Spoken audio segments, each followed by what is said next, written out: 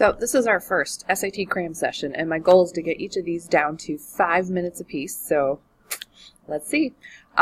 This first one is going to cover what's an old topic for most of you, is coordinate geometry. So it's a branch of geometry where everything exists in the coordinate plane. So anytime they ask you to graph, consider a graph, look at lines in the coordinate plane, anytime the word coordinate comes up, we're looking at a coordinate geometry question. So this first question, we're going to have to remind ourselves what it means when you have an equation of a line in this form. So remember that slope-intercept form, y equals mx plus b, and m is the slope, and b is the y-intercept. The real-world application to those is slope means rate of change, and the y-intercept means the starting point. So this is not a real-world problem, this is just a graphing problem. We would graph the line by starting at -5 on the y-axis, so this one's no good.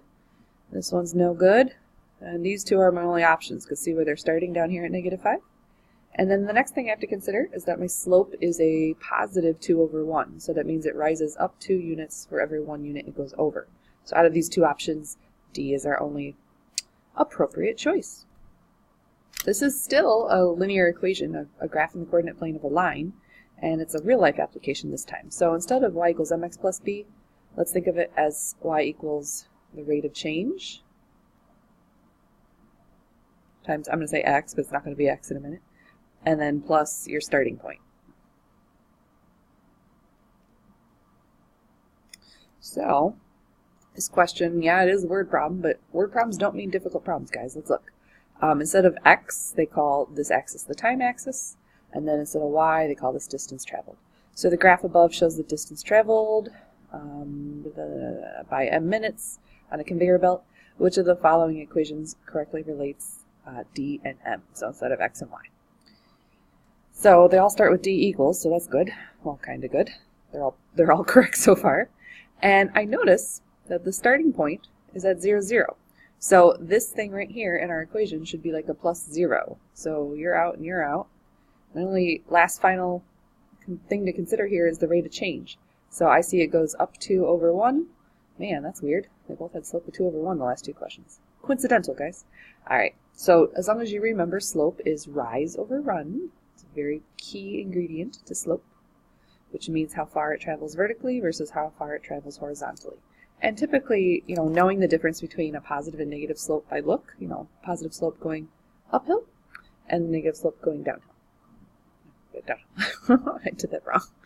The camera's backwards. Give me a break. Alright, so here, it doesn't show you a coordinate plane, but I do see the word coordinates show up here.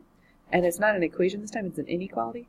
So even though I graph really crudely, I'm still going to graph something because I think it'll help me. And it's not going to look pretty, but that's alright. I'm going to graph this inequality, y is greater than 2x minus 1.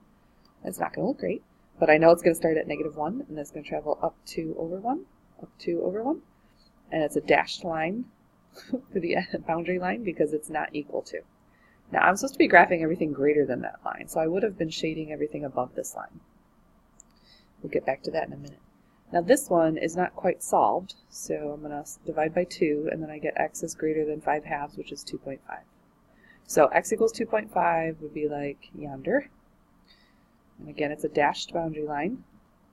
And I want everything greater than this. So that would be everything this side. Interesting.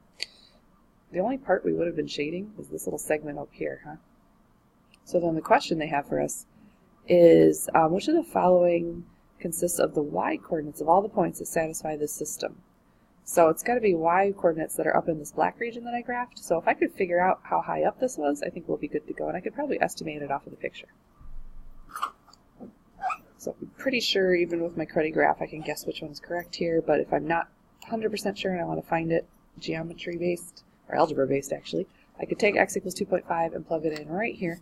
So 2 times 2.5, which is 5/2, minus 1, 5 minus 1 is 4. So this must be a y-coordinate of 4, meaning there's our answer. Alright, so that brings us to 5 minutes about, so we'll cut our video there. Watch the next one.